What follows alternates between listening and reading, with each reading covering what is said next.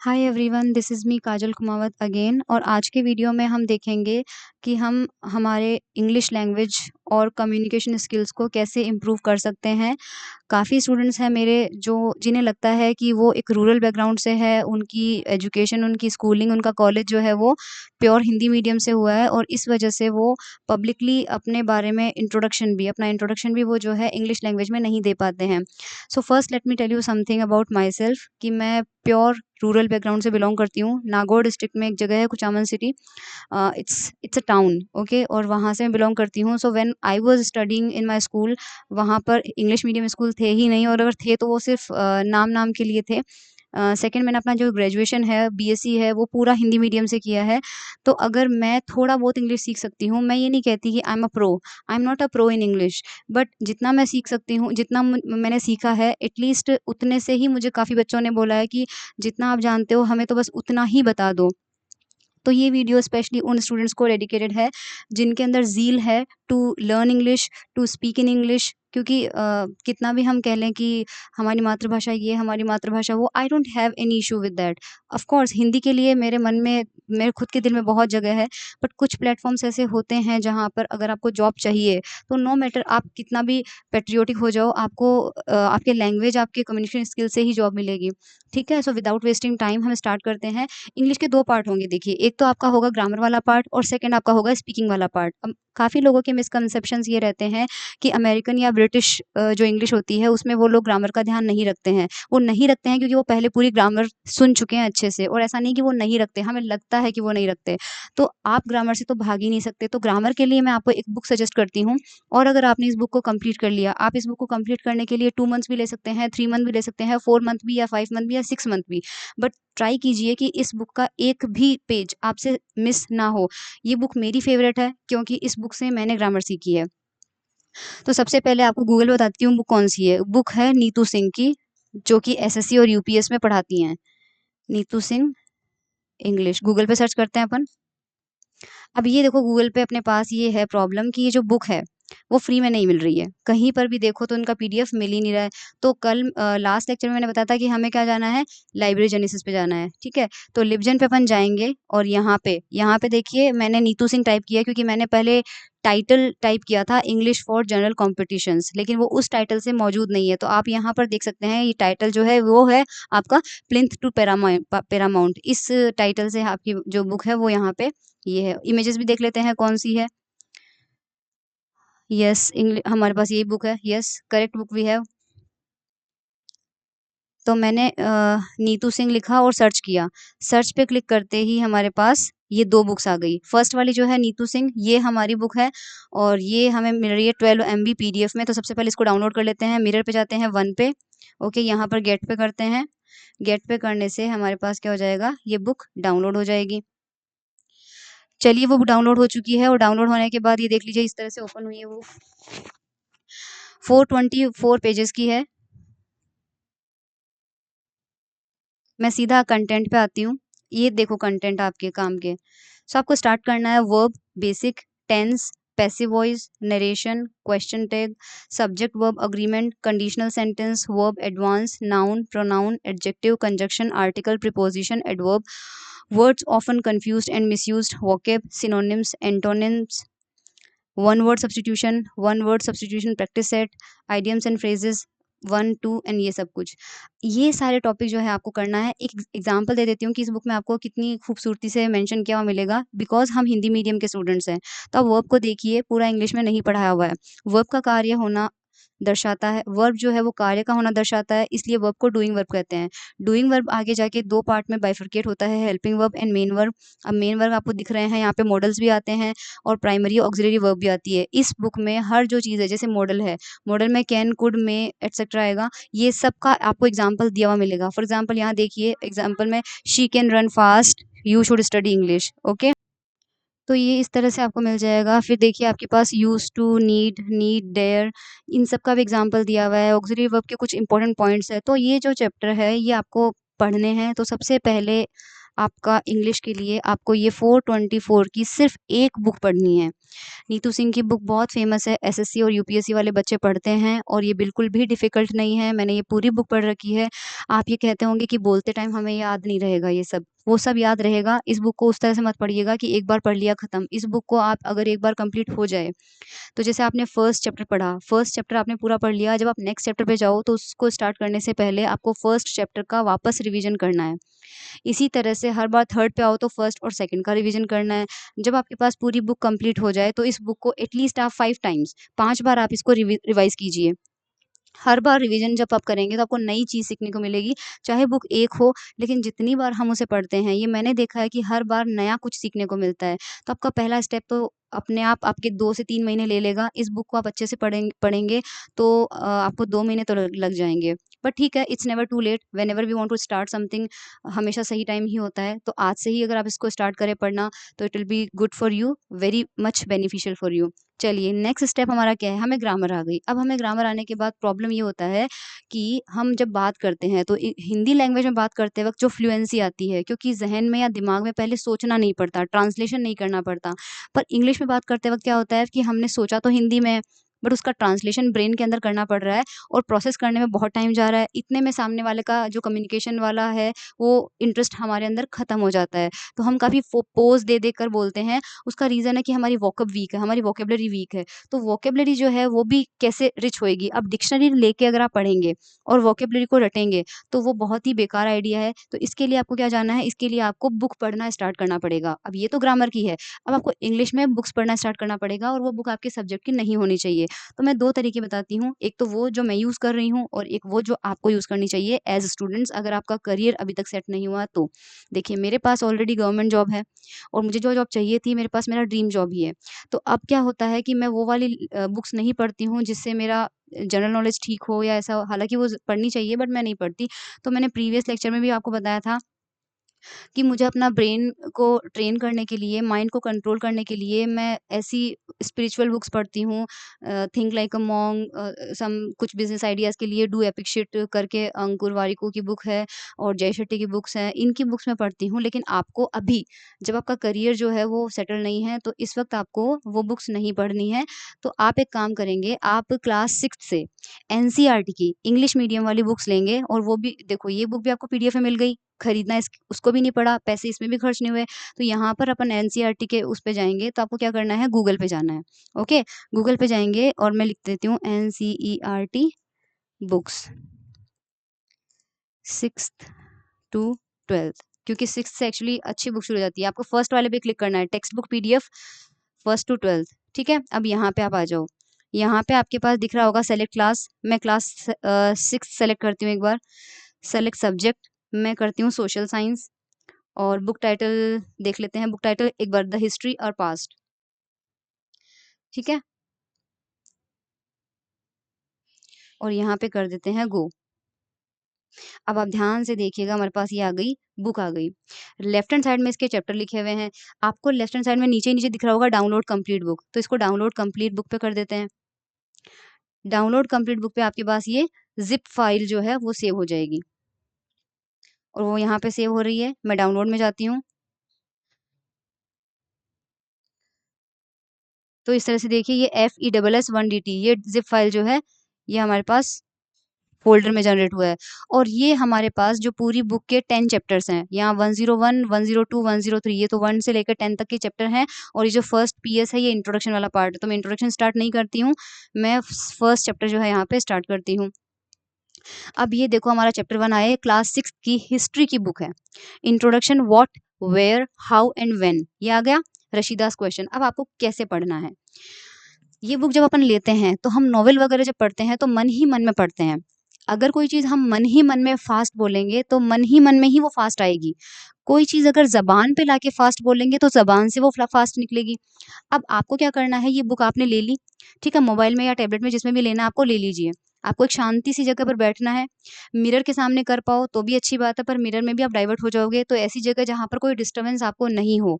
हम कई बच्चे होते हैं जो बोलते हैं कि हम तो बहुत शोर में पढ़ाई कर लेते हैं, बट आई वुड सजेस्ट कि जब आप ये वाली बुक पढ़ रहे हो तो आपको एकदम शांति वाली जगह पढ़ना है। उसके बाद आप डेली का ये रखिए कि मुझे डेली के 10 पेजेस 10 पेजेस जो हैं वो मुझे पढ़ाई करना है। शुरुआत में आप 5 पेजेस रख सकते हैं। पर आपको पढ़ना कैसे है? आपको बोल-बोल के पढ़ना है, चाहे आपके आस-पास में कोई हो, चाहे ना हो। आपको ऐसी जगह लेके जाना है इस बुक को जहाँ पर आपके मुँह से ये शब्द निकलने चाहिए, मन में नहीं रहने चाहिए, क्योंकि मैं आपको हिस्ट्री नहीं पढ़ा रही हूँ, मैं आपको इंग्लिश लैंग्वेज बोलना सिखा रही हूँ। इस वजह से बोलना बहुत इंपॉर्टेंट है, स्पीकिंग इज़ नेसेसरी। तो चैप्टर 1 आपको कैसे पढ़ना है मैं पढ़ के बता देती हूँ, है ना? ऐसे आपको पढ़ना है। Rashida's question. Rashida sat reading the newspaper. Suddenly, her eyes fell on a small headline 100 years ago. How, she wondered, could anyone know what had happened so many years ago? अब अपन को इसका मतलब समझ में नहीं आया, क्योंकि हम तो प्रो है नहीं अभी। तो आपको क्या करना है, इस पूरे पार्ट को जो है आप कॉपी कर लीजिए। ठीक है, इस पूरे पार्ट को आपको क्या करना है, कॉपी कर लेना है। जब भी आपको समझ में नहीं आए, ठीक है, तो इस पूरे पार्ट को कॉपी कर लीजिए एंड वापस हमारे उसमें जाएंगे, हम गूगल पे जाएंगे और गूगल ट्रांसलेट पर जाएंगे। गूगल ट्रांसलेट ओपन करेंगे, एंटर टेक्स्ट में जाएंगे, कंट्रोल+V, और यहाँ पर लैंग्वेज इंग्लिश की जगह हमें क्या करना है, हिंदी। तो मैंने हिंदी कर दिया। अब देखो, रशीदा बैठकर अखबार पढ़ रही थी। अचानक उसे नज़र एक छोटे से शीर्षक पड़ी, 100 साल पहले। कैसे उसने सोचा, क्या कोई जान सकता है इतने साल पहले क्या हुआ था? मतलब ये गूगल ट्रांसलेटर आपको उतना अच्छा नहीं देगा, बट आपको आइडिया लग जाएगा।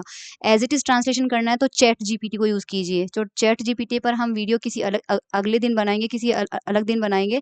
बट अभी आपको ये क्या करना है कि आपके पास जो बुक आ चुकी है,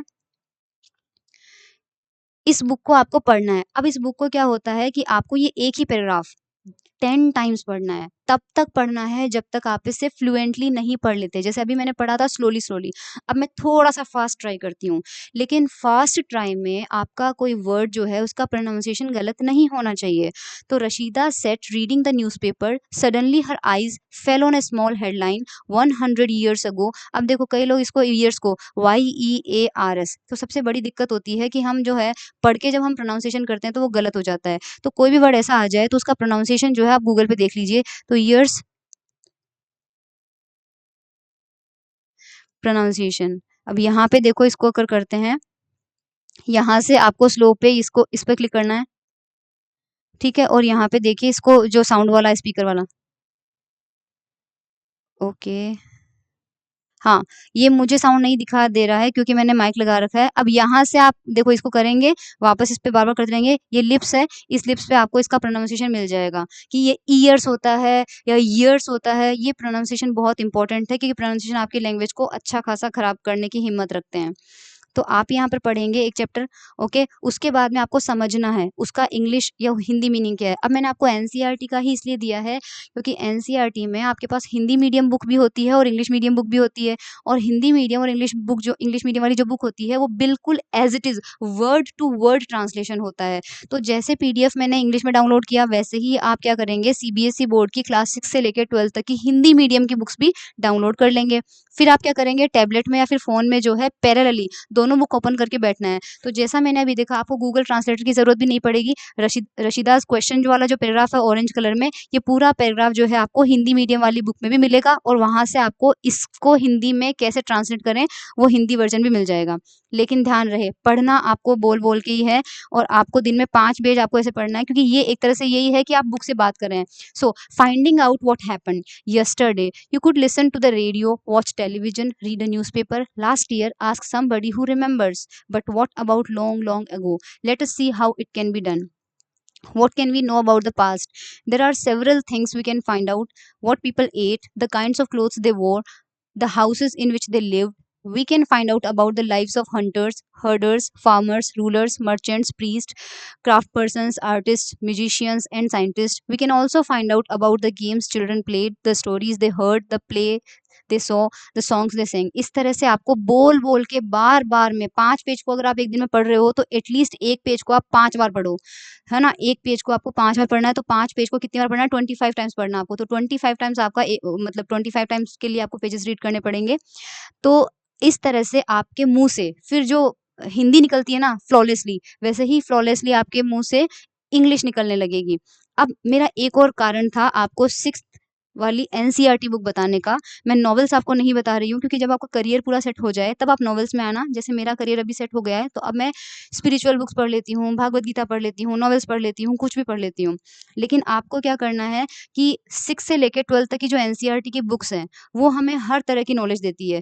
चाहे वो जीके हो, चाहे वो लैंग्वेज हो और हिंदी हो, कुछ भी हो। तो साथ ही साथ में आपका कॉम्पिटिटिव एग्ज़ाम की प्रिपरेशन भी होती जाएगी क्योंकि यूपीएससी में एंटर करने से पहले सबसे पहले आपको यही कहा जाता है क्लास 6 से लेके 12 तक की एनसीईआरटी बुक्स पढ़ के आओ। तो आपके मतलब वही होगा ना, एक पंथ से दो काज हो गए। आप इंग्लिश भी सीख पा रहे हो और आपका जनरल नॉलेज जो है वो भी स्ट्रॉन्ग होते जा रहा है क्योंकि आपको ज्योग्राफी की बुक भी पढ़ने को मिलेगी, इकोनॉमिक्स की भी मिलेगी, आपको हिस्ट्री की भी मिलेगी, राइट? इंग्लिश की भी आपको मिलेगी। सो ये एक रीज़न था मेरा आपको बताने का, इससे आप सीख सकते हैं। अब दूसरा तरीका हमारा क्या सीखने का है? देखो, दूसरा तरीका हमारा सीखने का है, यस, ये तो आपको ग्रामर आप पढ़ ही लेंगे, उसके बाद उस ग्रामर को यूज़ करने के लिए आपको क्लास 6 से स्टार्ट करना है और बुक को ज़ोर-ज़ोर से बोल-बोल के पढ़ना है। जितना ज़ोर से हो सके उतना ज़ोर से पढ़ना है क्योंकि जितना ज़्यादा आप बोलेंगे, हम फ्लुएंट कब होते हैं? जब हम उस लैंग्वेज को बोलते हैं, ना ही मन ही मन पढ़ते हैं। मन ही मन पढ़ने से हमारे मन में ही वो वर्ड्स रहेंगे। जब हम बोलना चाहेंगे तो हम नहीं बोल पाएँगे। फॉर एग्ज़ाम्पल, आप कभी कोई सॉन्ग बजता है तो आप कई बार ऐसा होता है ना इमेजिनेशन में कि हाँ, हम मन में उस पे बहुत अच्छे से डांस कर रहे हैं। लेकिन जब आप रियल में उसे डांस करने लगते हो तो आपको थकान होती है, आपका एनर्जी उतना सपोर्ट नहीं करता है जितना आपने मन में इमेजिन कर लिया था। उसी तरह से कोई दुःख के दिन आते हैं तो इमेजिनेशन में हम ज़्यादा परेशान होते हैं। जब सामने वो तकलीफ़ आती है तो उसको बेयर करना हमारे लिए इतना डिफ़िकल्ट नहीं होता। तो जो चीज़ें मन में होती है उनको कभी भी फिज़िकली एक्सरसाइज़ करने में कंपैरिज़न उनका नहीं करना चाहिए। एक और चीज़ आपको बताती हूँ, अगर आपके पास में नेटफ्लिक्स या फिर ओटीटी प्लेटफ़ॉर्म किसी का भी सब्सक्रिप्शन है, तो वहाँ पे आप क्या करेंगे, वहाँ पे कुछ अच्छे शोज़ जो होते हैं, जो वल्गर नहीं होते हैं, इरोटिक नहीं होते हैं, कुछ अच्छे शोज़ है ना, क्योंकि आपकी एज जो है अभी वो 12th के बाद वाले बच्चों के लिए मैं बना रही हूँ और पीजी तक जो पहुँच गए हैं, उन बच्चों के लिए ये वीडियो टारगेटेड है। तो कुछ हेल्दी कॉमेडी सीरीज़ होती है, मैं आपको बता देती हूँ कि मैंने कौन-सी सीरीज़ देखी थी, फ्रेंड्स करके एक सीरीज़ है। फ्रेंड्स, ओके, ये नेटफ्लिक्स पे है। इसके 25 इसके एक्चुअली 10 एपिसोड्स हैं। 10 एपिसोड्स में होगा हर एपिसोड 20 मिनट्स का। हर दिन में 15 से 20 मिनट का नेटफ्लिक्स पे कोई भी एक वेब सीरीज़ का पोर्शन देखिए और उसमें क्या करना है आपको, शुरुआत में हिंदी वाली देखिए मूवी और उसमें इंग्लिश सबटाइटल्स को ऑन रखिए सेटिंग में जाके। तो होगा क्या कि सामने वाला पर्सन जो है वो हिंदी में बात करेगा और उसने जो हिंदी में बोला उसका ट्रांसलेशन सबटाइटल के फॉर्म में आपको नीचे दिखाई देगा। उससे आपकी इंग्लिश बहुत अच्छी होगी। क्यों? क्योंकि उससे आपको ये पता चलेगा कि जो आप पढ़ रहे थे, उसका प्रोनाउंसिएशन आप करेक्ट कर रहे थे या नहीं कर रहे थे, वो भी आपको पता चल जाएगा। और प्रोनाउंसिएशन के लिए आप जब और आगे जाएँगे, पहले आप हिंदी में पढ़ लीजिए, उसके बाद क्या आप क्या करेंगे, इंग्लिश टू इंग्लिश। मतलब आप मूवी भी इंग्लिश में देखेंगे, लेकिन सबटाइटल्स के साथ में। क्योंकि जो अमेरिकन एक्टर्स होते हैं, वो इतना फ़ास्ट बोल देते हैं कि हमें समझ में ही नहीं आता कि उन्होंने बोला क्या है। तो ये तभी समझ में आएगा जब आप बार-बार, अच्छा, एक ही मूवी को देखिए, ऐसा नहीं है कि एक मूवी देख ली अब खत्म। एक मूवी को 10 बार देखिए। पहली बार जब आप देखेंगे तो आप नीचे सबटाइटल में देखना कि आपको कितना समझ आया, नहीं आएगा बिल्कुल भी। सेकंड टाइम उस मूवी को देखिए, सेकंड टाइम पे भी नहीं समझ में आएगा। थर्ड टाइम देखिए, मैं ये फ्रेंड्स सीरीज़ है, ये मुझे शायद मैंने इसके 10 सीज़न्स हैं और मैंने 25 बार देख लिए होंगे। 25 टाइम्स मैंने इसके सीज़न्स देख लिए होंगे क्योंकि हर बार मेरी ये इच्छा थी कि जो जितना स्पीड से वो बोल सकते हैं, जब तक मैं बिना सबटाइटल के कंफर्टेबल नहीं हो जाती, तब तक मैं उस सीरीज़ को नहीं छोड़ूँगी। आज मैं बिना सबटाइटल के इस सीरीज़ के लिए तो कंफर्टेबल हूँ, तो मैंने अब इस सीरीज़ को देखना बंद कर दिया है क्योंकि अब मुझे बिना सबटाइटल के भी ये सीरीज़ समझ में आ जाती है। ऐसे ही आपको भी एक मूवी जो भी आपका पसंद का टॉपिक है, आपको रोमांटिक मूवीज़ पसंद है, आपको हॉरर मूवीज़ पसंद है, थ्रिल वाली मूवीज़ पसंद है या कॉमेडी वाली पसंद है, यूजुअली मुझे कॉमेडी मूवीज़ पसंद आती है। आप कोई सी भी मूवी देखिए, बट आपको उस मूवी को तब तक देखते जाना है जब तक आप उनके लिप्स को रीड ना करने लग जाओ, जब तक आप उस मूवी को बिना सबटाइटल के इंग्लिश में देखने लायक ना बन जाओ। तो ये दूसरा तरीका था। और इसके अलावा आप इंग्लिश कैसे सीख सकते हैं? यस, आपको घर पे हमेशा एक पर्सन चाहिए होगा जिससे आप इंग्लिश में बात कर सकें। तो अभी क्योंकि मुझे पता है हमारी फैमिली में तो कोई ऐसा होता नहीं है, तो जो बच्चे 12th पास कर चुके हैं, जो बच्चे ग्रेजुएशन में हैं और जो बच्चे पोस्ट ग्रेजुएशन में हैं, मैं आपसे बस इतना कहना चाहती हूँ कि आपके पड़ोस में जो भी बच्चे पढ़ रहे हों, जो भी बच्चे आपके पड़ोस में क्लास 3rd में, क्लास 4th में या क्लास 5th में पढ़ रहे हो या 6th में पढ़ रहे हो, आप उनको ना इंग्लिश की ट्यूशन देना शुरू कीजिए फ्री ऑफ कॉस्ट। आप पैसे मत लीजिए। आप 1 घंटा ये सोचिए कि आपकी पढ़ाई हो रही है, जबकि आप उन बच्चों को पढ़ाइए और जो मैंने अभी बुक बताई है, जिनके ग्रामर में, उनकी उनके सिलेबस के हिसाब से, क्योंकि मोस्टली आपके आस-पड़ोस के जो बच्चे मिलेंगे आपको वो इंग्लिश मीडियम स्कूल वाले में ही मिलेंगे, हिंदी मीडियम वाले बहुत कम बच्चे होते हैं। तो इंग्लिश मीडियम वाले बच्चों जो हैं उनको लीजिए, उनके पेरेंट्स को रिक्वेस्ट कीजिए कि आप उन्हें सिर्फ़ इंग्लिश पढ़ाना चाहते हैं। इस बहाने से उनकी इंग्लिश की जो बुक्स हैं वो भी आपकी तैयार हो जाएगी, उनके पेरेंट्स भी खुश हो जाएँगे, एक ह्यूमैनिटी के नाते आपने अच्छा काम भी किया है और आपकी इंग्लिश भी अच्छी हो जाएगी। मैं अभी 4 या 5 लोगों को, मेरा मेन सब्जेक्ट फिज़िक्स है, but since I want to improve my English language, so I am taking class of 5 to 6 people, और मुझे बड़ा अच्छा लग रहा है, क्योंकि मुझे ऐसा लग रहा है कि उनसे ज़्यादा उनकी अच्छी हो या नहीं हो, पर मुझे लग रहा है कि मेरी इंग्लिश में काफ़ी इम्प्रूवमेंट आ रहा है। मैं ग्रामर के काफ़ी रूल्स भूल गई थी, तो इस बहाने मैं वो रूल्स जो है वो कवर कर रही हूँ। तो आई होप ये लेक्चर जो है वो आपके लिए फ्रूटफुल हो।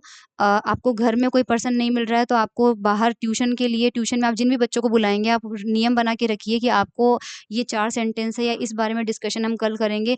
कोई भी एक टॉपिक दे दीजिए उनको, बच्चों को जब वो घर जाएँ तो उनको बोलो कि कल आप अपनी मदर के बारे में कुछ बोलेंगे, मैं भी अपनी मदर के बारे में कुछ बोलूँगा, और हम लिखेंगे वो सारे स्टेटमेंट और हम फिर चेक करेंगे कि वो सही है या नहीं। नेक्स्ट वीडियो में मैं आपको एक ऐसी वेबसाइट के बारे में बताऊँगी, जिस वेबसाइट पर आप अपने लिखे हुए इंग्लिश के जो ड्राफ्ट्स हैं, एसेज़ हैं, एप्लीकेशंस हैं, उनको बिल्कुल ग्रामर वाइज़ करेक्ट कर सकते हैं और उनको पैराफ्रेज़ कर सकते हैं। वो जो वेबसाइट मैं नेक्स्ट लेक्चर में बताने वाली हूँ, वो भी आपके लिए वरदान साबित होगी। तो आज के वीडियो में अगर मैं कुछ भूल भी गई हूँ इंग्लिश के बारे में बताने के लिए, तो भी मैं आपको नेक्स्ट वीडियो में बता दूँगी। और नेक्स्ट वीडियो में वो बताने के बाद-बाद ये भी बताऊँगी कि आपको पब्लिक प्लेस पे बोलने में जो आपका हेजिटेशन आता है, वो कैसे ख़त्म करना है, क्योंकि आज का वीडियो हमारा काफ़ी लंबा हो गया है। So thank you so much everyone. I hope ये वीडियो आपके काम आए, एंड अगर ये वीडियो आपके काम आता है और इससे आप इंग्लिश सीखते हो तो कमेंट करके ज़रूर बताइएगा मुझे कि मैंने आपकी हेल्प की है। Thank you so much.